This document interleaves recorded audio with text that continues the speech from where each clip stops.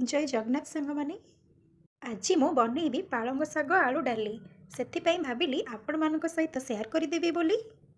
प्रथमे किछि डाली नहीं हरड़ डाली गोटे आलू को मु छोट छोट करी काटी नहीं आउ दीटा टमाटर नहीं आपन चाहिए गोटे टमाटर भी नहीं पारे। ଏବେ कौन करवा ना एमती हरड़ डाली को भल से धोई नहीं जावा। गैस को ऑन करके मु गोटे प्रेसर नहीं प्रेसर रे किछि पानी दे बसई देछि मु धोईकी रखि जाई को से पकईदेवी। एबे मु काटिकी रखि आलू और टमाटर को ए पकई नेबी। तापर स्वाद अनुसार लुण और हल्दी को पकई नेबी। आम प्रेसर ढांकुणी दे बहुत भल भाव बंद करदे। या 3टा सीटी दवाई छाड़ी नेबी आउ सेतिकी समय भितर मु जाउछि साग काटी नेबी। एबे मो साग को चुनमुन करी काटी नेछि और बहुत भल भाव धोई देछि।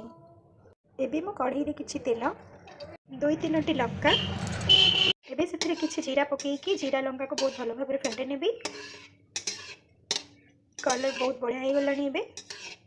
एबे डाली को छाड़ी नबा किछि एबे काटिकी रखिथिबा साग को देई दबा। सबुतक साग देदेवे बहुत भल भाव एमती साग और डाली को एपट सेपट कर नेबे। साग ए भल भाव सीझीज।